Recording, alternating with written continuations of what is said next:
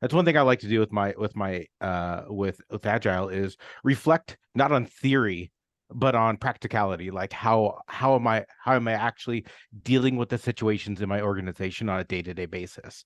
And so this talk here is an example of that. And the theme, it came out of it because one thing from it is, let me share my screen. Um, this comes up is that it was not Zelda themed. Um, it came like I just drew on a picture because I was also practicing um my art style. Because the one thing I've been reading about is just like the power of art in visual representation, especially as you're dealing with many languages. We have people whose non-native tongue, like I'm English speaker, but many of you on this call are not. Being able to be able to use the imagery, not just like something you find online, but your own images, is something I'm trying to unleash. And this is my first attempt with sharing some of the art I have created. So, without further ado, we will get into this. I'm going to share a link to this board at the end for some feedback. So, all right. So, welcome to my talk. This is Zelda's Guide to Agile. And one thing I'll say, you see a link on the screen, but not Zelda. I know that, just Zelda's a catchy name.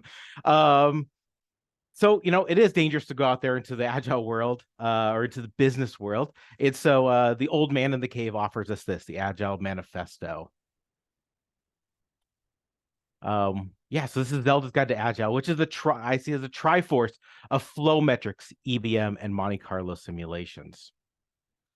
Who am I? My name is Fred Deichler. I'm a senior Agile coach at Field Nation in Minneapolis. And one thing I like to say is I enable effective and efficient teams by leveraging processes and tools to aid individuals' interactions. I got a few certifications. I've spoken at a few places in the past and some coming up, including here today. But this wasn't always me. Many years ago, I was an entry-level Scrum Master. I just got my Scrum certification from Scrum Alliance. I did like many of you do here in this meeting. I started reading books, listening to podcasts, reading blogs, and even going on LinkedIn and realizing that it was so much more than the Scrum Guide, so much more than the Agile Manifesto. I started hearing all these terms like Little's Law, Monte Carlo simulations, and evidence-based management. I started imagining, what are these things? This little law, this guy in a crowd that's shorter than anyone else. Monte Carlo, I'm familiar with that. I lived in Las Vegas for a few years, and I'm familiar with the casino. So, like, what does casinos, aside from planning poker, have to do with Scrum and Agile? And evidence-based management. I mean, I've heard of evidence-based medicine, but not so much management. And so I had an idea. I'm like, how can I go about understanding these things? And something came out, like these three things. They were like the Triforce, Monte Carlo, Little's Law, EBM. They are the power, wisdom, and courage, just like the Triforce. And each of them can be mastered through experience and knowledge in order to use those towards successfully rescuing Zelda. So, all right, let's start on our journey. And remember, like the old man says in the cave, if you master using all of this, if you master using this Triforce, you can have this awesome coffee mug, which is, this is what an awesome Scrum Master looks like. All right. So first off, evidence-based management. This is what I view as the courage of the Triforce. And for those of you who aren't familiar with evidence-based management, there's a white paper, I believe, on scrum.org, and it's really about 4 key value areas in order to look at business value. It's really broken down into 2 major sections. There's the value section at the top, which is your current value and your unrealized value, which come from the product you produce. And then at the bottom, we have ability to innovate and time to market, which are somewhat your operational metrics. Coming at this initially, operational metrics and operational efficiency, they're a lot easier to measure and understand for me personally at the beginning versus some of these value statements. So as I started learning about evidence-based management, I fell into what I was good at, which is looking at the data, looking at the evidence. And one thing within EBM that stood out to me was this ability to innovate. It's a way you can look at the work you do and understand what is our mix of improvements versus defects. Because a lot of times what I heard is like, oh, you need to reserve 20% capacity for bugs. But that doesn't make sense, because how do you like say, oh, we're only going to fix this many? Like, because there's some bugs that go into your backlog or defects that you'll fix on a regular cadence, but there's some emergent stuff, and you have to respect and be agile with your approach to like what your work is in order to understand how to plan effectively. And so what I'm going to do now is show you a really quick thing about how you might understand what is your mix of improvements versus defects without having to go through. If you use Jira, you'll be familiar with this. You might have to go through like all of your sprint reports to figure out, okay, what is this, or export from a filter. But if you weren't aware, there is a, let's see, I'm here. First time using this plugin. Hopefully you can see this. Can y'all see a Google Sheet on your screen? Excellent. There's some cool extensions I've gotten used to. I've used specifically Jira Cloud for Sheets. If you use Jira and you don't use this, it's a great tool. So what I'm going to do is demonstrate how we can actually get the data from a team to figure out what is our mix of improvements versus defects. So if you're familiar with JQL, the query language, it's a great thing. I'm going to say like project equals, I'm going to pick on one of my teams. We have a team was called betting and matching. We're say them and status changed to closed after, we're going to say after like in the last 90 days. And resolution in done, and type in story bug task. This is just a way that I'm going to filter down to just the things that are relevant for this example. If you're not familiar with JQL, research it. It's a pretty powerful thing to be able to look at your work. And then we're going to look at the fields we actually need. By default, there's over 20 fields it will return. For this example, I only want the issue type, the key, and when it actually closed. So I'm going to unselect all these things. So I'm not sharing people's personal information. What was the time I finished them?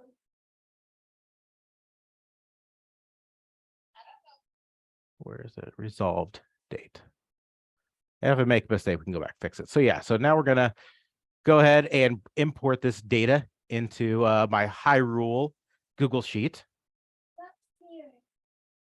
All right, perfect. So here we have the list of stuff in the last 90 days that this team has completed that are of type task, bug, and story. The reason I limited these is because we also use design tasks and other things. And so this is just more relevant for what we're talking about today.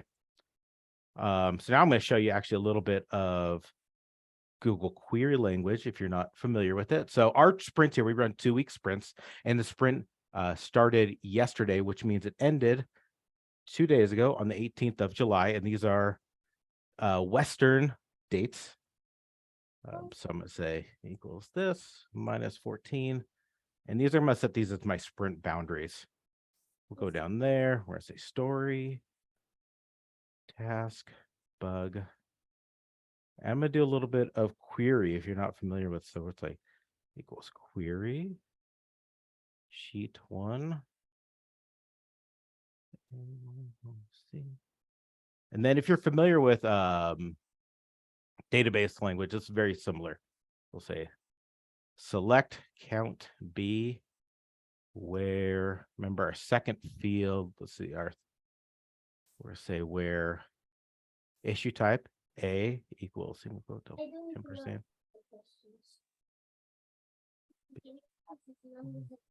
Ampersand and C is equal to date. We're doing date comparisons. This went really smoothly when I did it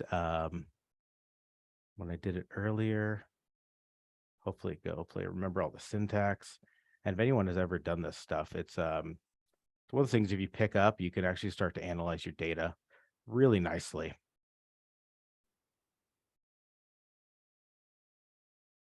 So what I'm doing is saying everything that finished before date A2, which is July 18th, and we'll say after A3.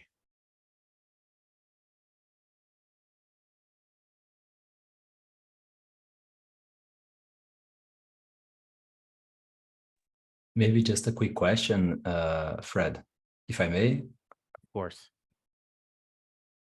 So you're using this plugin in the spreadsheet in Google spreadsheet because Jira itself cannot provide that. So this is a way to get these extra metrics. Jira it's a way to more easily get them. Okay. Why is this? Of course, I did this yesterday. It was for It's calling again. Come on, Pepe. Oh no. Mommy, Wait. Mommy, I don't know what to do. This is what happens when you start typing stuff out live. You know, they say never test things in production. I'm gonna play a background music, waiting music. Exactly. Equal to.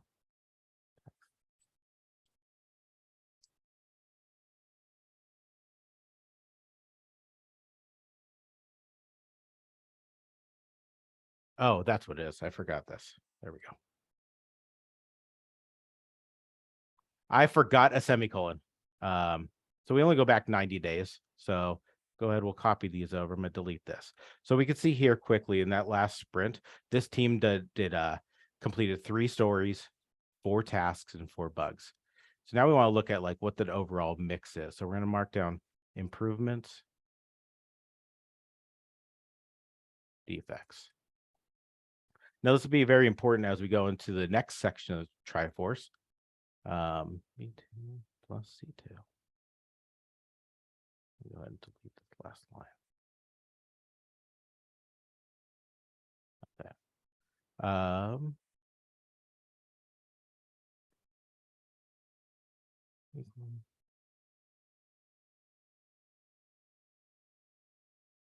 All right, so now we have the total number of improvements and the total tickets they did.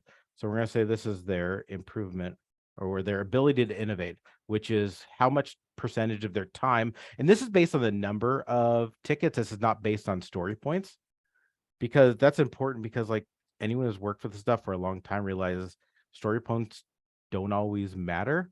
Because one thing we do here at my company is we don't point bugs that are emergent work. And so here, what we can see here is this team looks like on average, they probably do about 60% of their work is towards improvements and maybe 40% towards bugs.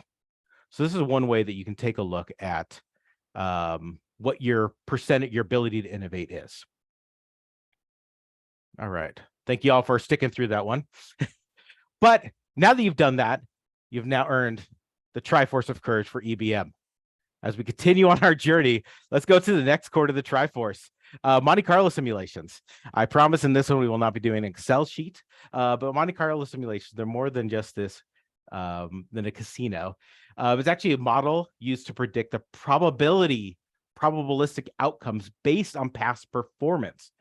This is pretty important when you ask 2 questions, which is when will it be done and how much can you get done by when? It's a great thing because it does thousands and thousands of simulations to give you probabilistic forecasting towards those 2 questions. So when you do this, you kind of end up with a histogram. So this is one I did, and I drew some art on this. As you can see, our lovely Scrum Master here, he has his Triforce of Courage already on his shirt.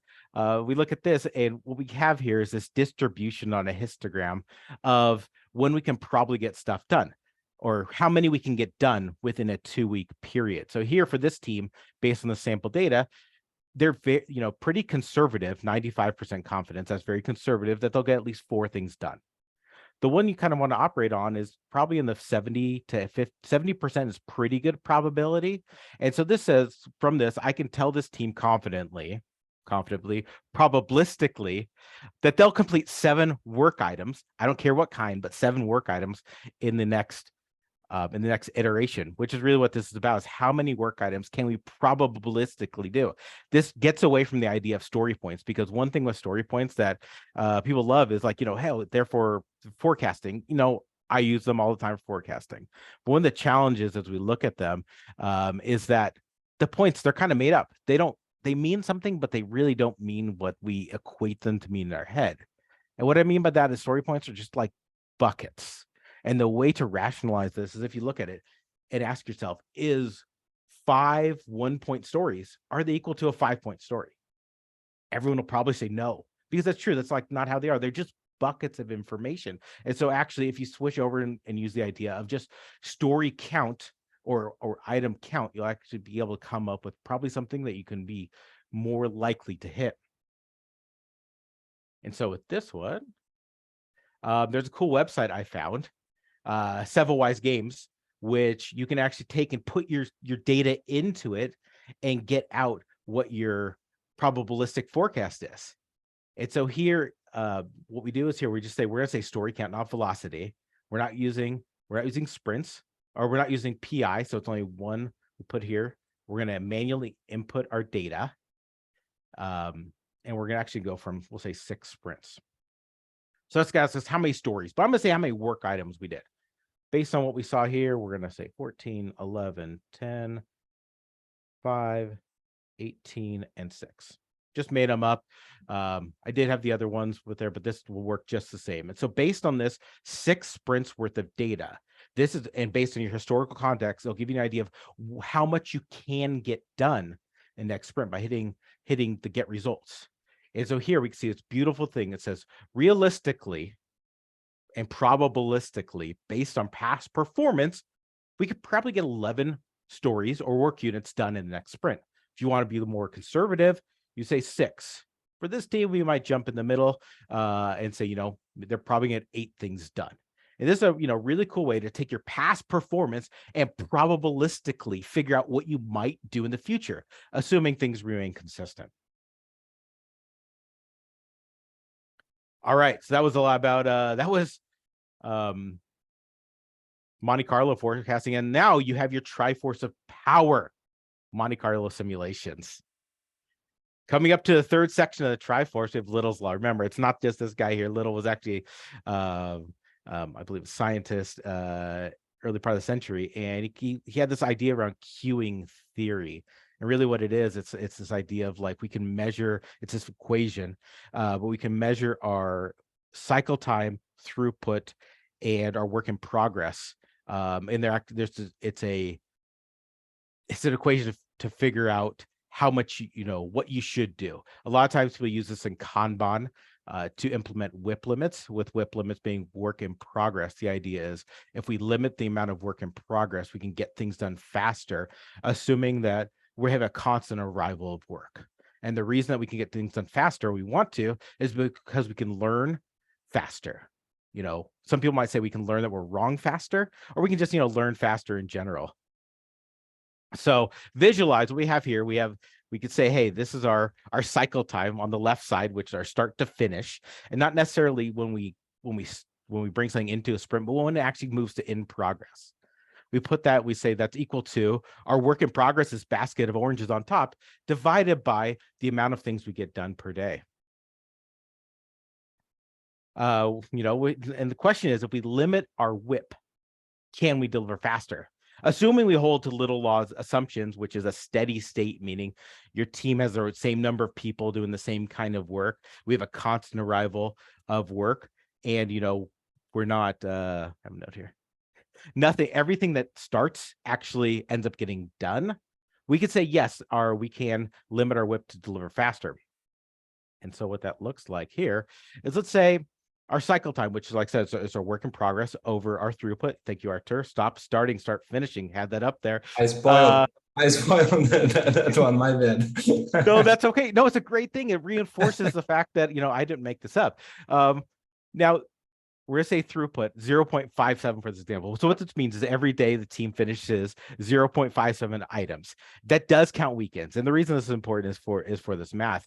If we have 4 developers on team, we say, hey, we're going to have our work in progress equal to our number of developers, keeping our throughput the same. What that says is, we're going to finish something in about 7 days. I'm like, hey, that's pretty good. But the question is, if we say, no, even though we have 4 developers, we're going to limit our WIP to 3, which is we're going to help encourage our team to work together. By the math, it says we're actually going to finish items in about 5.25 days. Quicker to market, quicker to understand, quicker to prove we are wrong or we are right.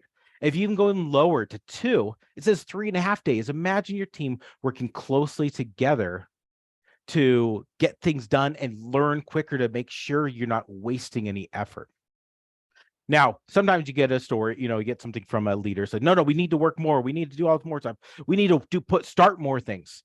The problem with that, assuming all of your little laws assumptions are there, is your cycle time actually goes up to 10.5 days. So starting more things doesn't help you actually increase your throughput or your delivery. You don't learn faster. You just start more stuff that doesn't get done. And this is a very important concept. And so with this, you've now earned your Triforce of Wisdom, which is Little's Law. So I had all these things in my mind, as I was going through, trying to think through different ways with talk and sharing this information with all you. And I saw a paper from one of my product managers that said a new experiment each sprint. And I just love it. I'm like, oh my gosh, this is like the dream scenario. All my years of coaching.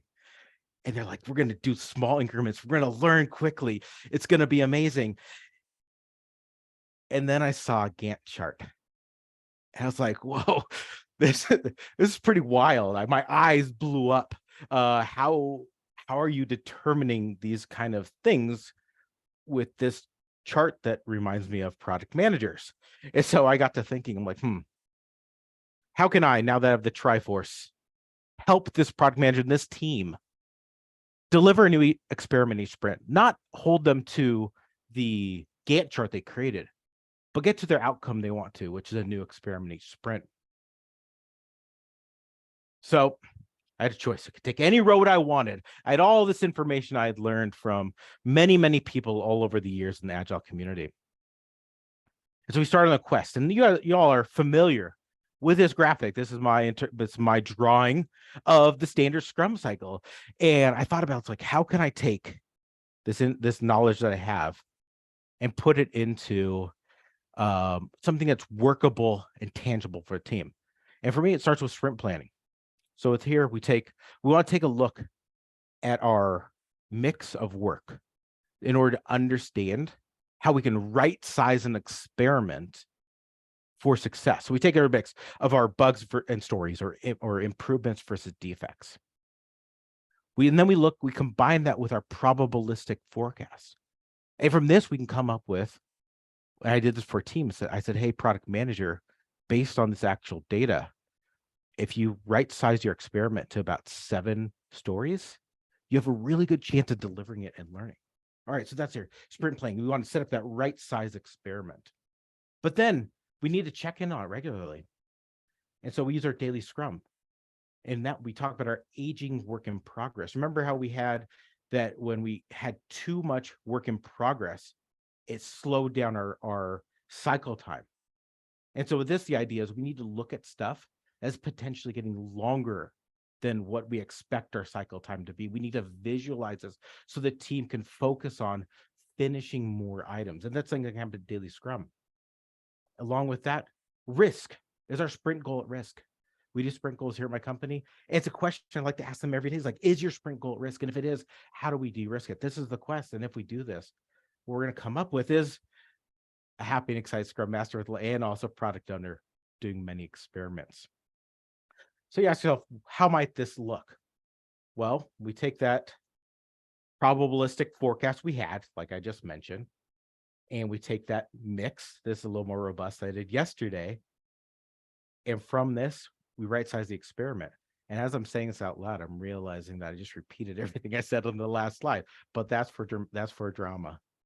So that's our sprint planning, which is going in and like planning the right thing. Then we have our daily scrum. I talked about, is the sprint goal at rest? This is the question I ask my teams to ask every single day so they could focus their efforts around finishing. But I did talk a little bit about aging whip, which is part of Little's Law. And there's many tools you can visualize this with. If you're familiar with Jira, Actionable Agile is a great tool. But I wanted to bring that straight into the board. And so we see here is this example where I created this swim lane for this team based on their cycle time history. And what it says is like, hey, if it changed to in progress more than 7 days ago, it's not closed, elevate it to the top of the board, which means at that daily scrum, the team can say like, hey, we're talking about vet 1111. What do we need to do? It's been in QA review. Like, what do we need to do to unstick this? How do we get this thing done together? And as it moves done, it'll disappear from that. But that only shows up, that aging whip bar only shows up if things meet that condition, and it's specific to the team. And one of the keys of Little's Law and flow metrics is that the data we just analyzed now today, we need to do that analysis before each sprint because things change. We need to update our probabilistic forecast. Like I might have said right now that we can do 7 work increments to build the right size experiment. But in 2 sprints, maybe the team gets more efficient and it's 8. And so I want to give the team that updated forecasting, or maybe there's a change in the team and we say it's 6.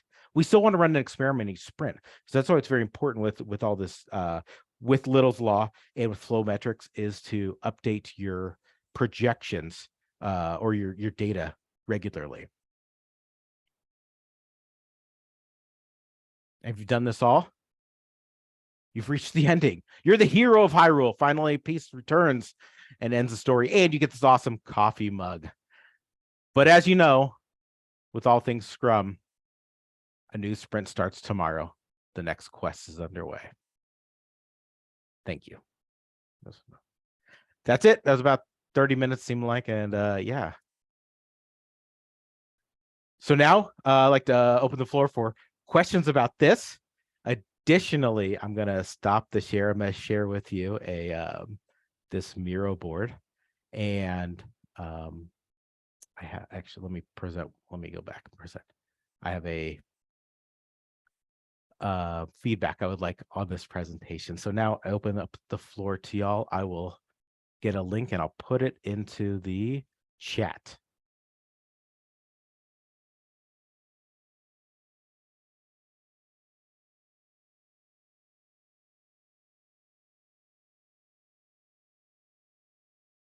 So do you want us go for the Q&A first or to give the feedback first?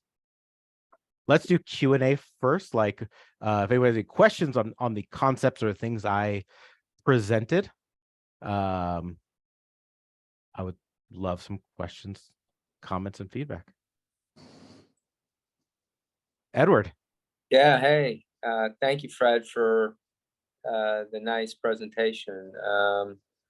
Question, you said something about the experiment at each sprint. So can you tease into the buzzword experiment each sprint and kind of maybe unpack some of the varieties that you might sprinkle on top? So thank you for that. Yeah, absolutely. So the experimenting sprint that came from this product manager who runs our matching algorithm.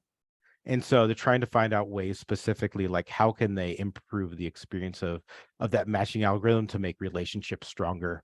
And so what they have done, what the idea was, is instead of making big long features, they're like, how do we learn a little bit each time? And so the kind of experiments we're talking about is interaction experiments, where maybe things are presented at a either like an A/B test, like at the conclusion of like an event on the system or that. And so they wanted to prove out some of these theories that they have around our marketplace and whether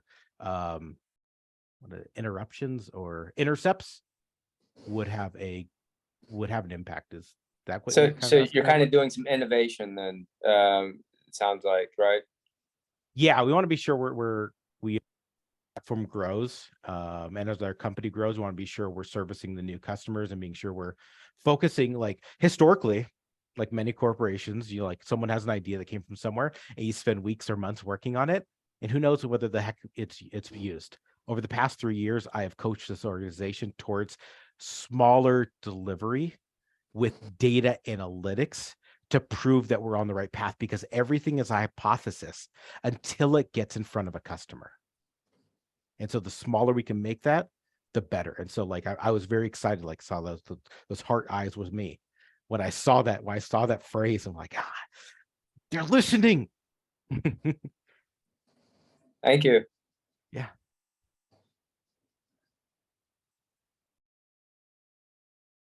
Any other questions on the content? If there aren't, then we'll switch over to feedback just on, you know, on I have one. the talk. Yes, go ahead, Artur. Ross has another one. Ross. I go after Ross.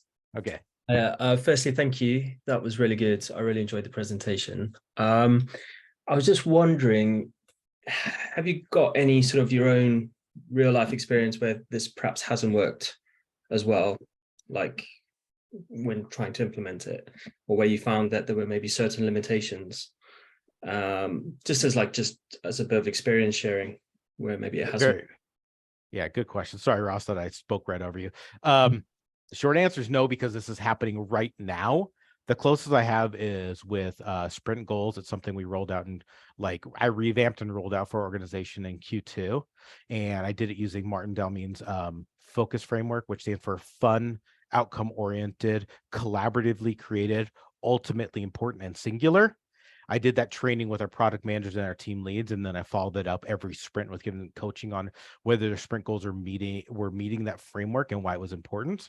And I did find from that thing I did was teams that applied the focus framework hit their sprint goal 75% of the time, where teams that didn't was 50% of the time. And I attribute that mainly to like having the team know why the work is ultimately important, asking that question of like, is our goal at risk? And that singular thing, which is one of the toughest things for a team, is to get that singular focus. So that's one thing that kind of led into this, which I knew that sprint planning could be a good thing. The team that and the PM that I talked with this about, he's one of our more agile, mature teams. I knew he could handle some of these concepts and some of these ideas. And so I will have more information in a few months. Great, thank you. No, it's really good there. Thanks. Nirjana. Yeah. Yeah, hi Fred. So great presentation, definitely.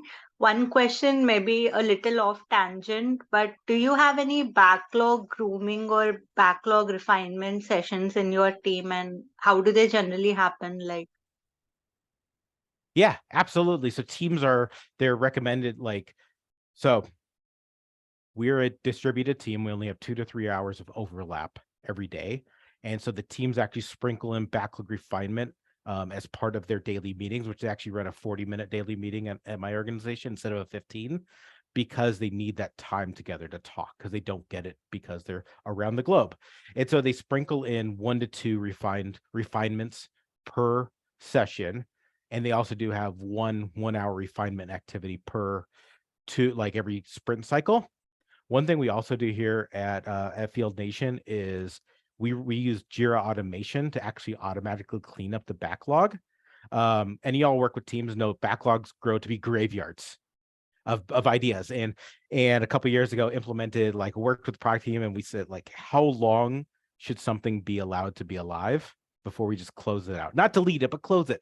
And so we have, for our different ticket types, we actually have automatic every Monday goes through and closes tickets. It keeps these backlogs relevant. Initially, there were people scared about this, and they said, oh, we'll lose these ideas. And like I said, well, 1, they're not deleted. 2, you get an email when it happens. And 3, if it's a good enough idea, it will actually come back. And if you've ever worked with bugs, which I'm guessing all of you have, an open bug in a backlog that the team never works on gives that other person who filed the bug a false sense of security that it'll actually get fixed, because the teams are afraid to say, this is not important, or the platform changed, it doesn't do this anymore. So with regards to backlog, that's how I handle backlogs. So quick Yeah. question, just to clarify, Fred. So when you set that job every week in Jira, does it set it to resolved? So are they pointed or are they not pointed? How do you handle that little nuance? You just close them? Go ahead. I got to stop interrupting people before they finish their question. It's okay. Okay. So we created a new resolution type. So it's closed by Jira automation. So when it closes, it does that. I don't care about the points. And so when we're going through and filtering things, we look at that resolution. We also simplified our resolutions. We used to have like 9. And so we simplified it to like won't do, done, or duplicate, and close by automation, which is really providing clarity towards like when tickets end. Perfect. Thank you. I have one. Go, Arthur. First of all, thanks so much, Fred. I love it. Could you share again the Monte Carlo results? The slides where I think there is one slide that you show like very conservative. Oh, yes. Yeah. Share screen. Mirror.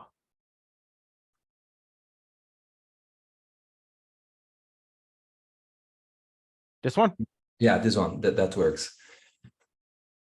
When you were showing that, my reaction right away is like, as humans, or at least in the last 10 years as a Scrum Master and Agile coach, I could see most of the teams somewhere on the optimistic or very optimistic. Am I alone on that? No, you're not alone. No. People normally, they go on that, right? It's like, no. Yeah, we can. Yeah, but last time, like the average, if you use velocity, for instance, your velocity average is normally, I don't know, 20 points or 30 points. And now we have 100. So I think there is a gap between the average delivery and what you're fitting inside the sprint. So first, that one I like, that's already giving a view and helping people to understand that it's a kind of gambling or kind of like, yeah, it's just 1% or 20%. How do you deal with maybe the team is still going for the very optimistic or optimistic? They're still going there, although this is showing the low percentage of like percentage of chance to get it done. How do you actually show, I don't know, maybe previous results? How do you deal with this situation if they're still going for those? Be in the we've done it. I'm lucky to have been in my organization for 3.5 years of coaching from teams like individually to coaching the organization. And so we've slapped their hands quite a few times with regards to being optimistic. And we talk about what expectations that's for the team and how it creates this endless, never get done sprint cycle. So I think our teams here have the right talk track. They still want to be optimistic. And we face in a normal sprint with no time off, like no holidays, the teams are very good about sticking to a realistic amount of work. Really good. Like I'm happy after all these years of getting there. But when we get to holidays or company events, that's where we fit into optimistic. So like for transparency, next week is traveling to our headquarters and we're doing all these events for our 15-year anniversary. Wow. I believe I have not looked at all the data, but I believe I looked, the teams are pretty optimistic about the amount of work they're going to try to get done and attend company events. So the short answer, Artur, it takes a lot of conversations about it and also showing them the data. And one thing I like to say is that data is that third person in the conversation who doesn't have an ulterior motive.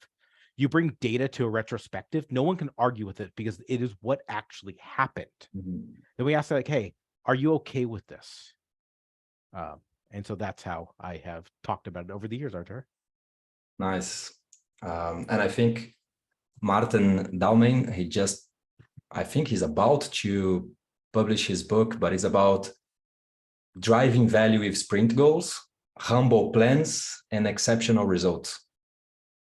So that's interesting way to, because I think when they are very optimistic, they are giving the message to maybe the leader, the manager, to the product owner, that will give the message maybe to the stakeholder that's, yeah, that's our speed, or that's what we're going to deliver next time. And I think humble plans might be more effective. I am looking forward to purchasing that. I know when I was posting on LinkedIn about the focus framework, Martin reached out to me, and asked me how the teams were doing with it. We had some good conversations around it, and I followed his work for years, just because like I do like sprint goals, especially how sprint goals work into product goals, which work into company goals. It's this nested nested loop of things of like why the work the team is doing is important. And if you can coach teams into that, then they can just make the right choices. Yeah. Thanks, man. Just repeating for somebody that asks on the chat, the name of the book is Driving Value with Sprint Goals, Humble Plans and Exceptional Results. I think it comes out this fall, and Florian says it's an amazing book. So I wonder if you already got a pre-read. Niranjana? Yeah. So the metrics that you're showing on the screen right here, so are you building a product? Are you in that phase, or you're just making enhancements and fixing bugs once the whole product is built? So what exactly are you in? So we're a mature marketplace application where we have 8 teams working on it. Each team is looking at enhancing their specific portion of the application. So there is an element of maturity in some of the stuff, but then there's also new feature building. Okay. Because this practically feels very good for, the stage that you are in. So well done. Thank you. All right. Why don't we switch on over to feedback about the presentation. Hopefully you have a link to this slide. If you don't, I will share it again in the chat. So yeah, so I'd love to this is what I'm trying to look at. This is one that I was thinking about, and I'd like hopefully to send this or do this at a conference or meet up in the future. If you can't get in there, you're just on the phone, feel free to just say out loud, some things like what you liked and where I could be even better. I will say, admittedly, the Google Sheet portion was fun, but I needed that to be a lot smoother. I was struggling.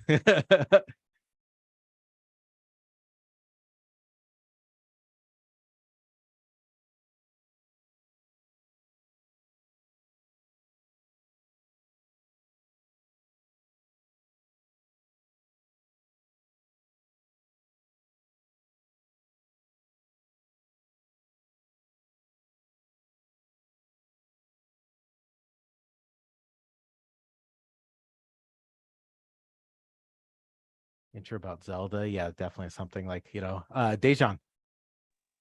Yeah, I'm on the phone, so I just wanted to jump in and give quick feedback. I do enjoy the pace, the way how you approach things and how you explain things, hands-on experience and everything else that comes to it.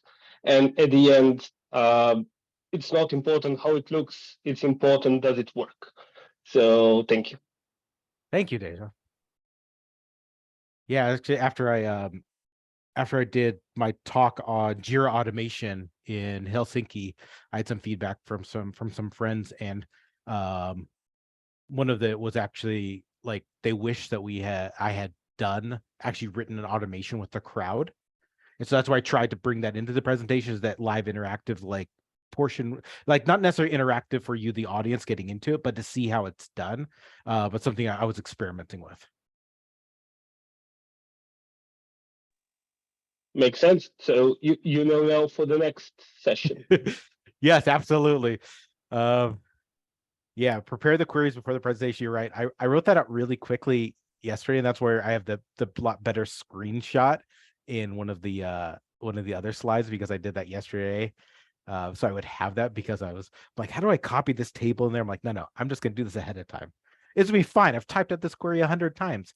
But yeah, I've used Google queries for years to analyze data within a spreadsheet. Just a great quick thing to pivot tables are very powerful, but I use them sometimes, but the queries are something I really do enjoy.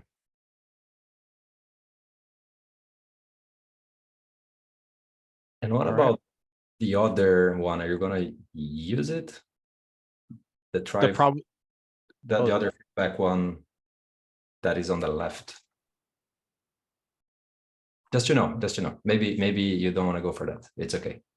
The one that has some, I think, 4 quadrants, and it's I don't know. Evidence-based management. Yeah, we have some. Here, I'll go back to that. Let's. No, it's not. I think it's just a feedback you showed me earlier on today. Oh. The one that you are planning to like. Oh, yes. Yes, or do you? Thank you, maybe Arthur. you wanna skip. Maybe you There wanna we skip. go. I totally so I had a different feedback slide at the end. So if you're still in there, you get out of this one. This is like a feedback that I would give like at a conference or meetup, and this is about like the how people feel coming out of this. So feel free. You can grab a Scrum Master from down below and put them on up into the quadrant that you feel like. How much of the Triforce do you feel? Thank you, Artur, for posting again. That one is straight into this one. So yes, to this frame.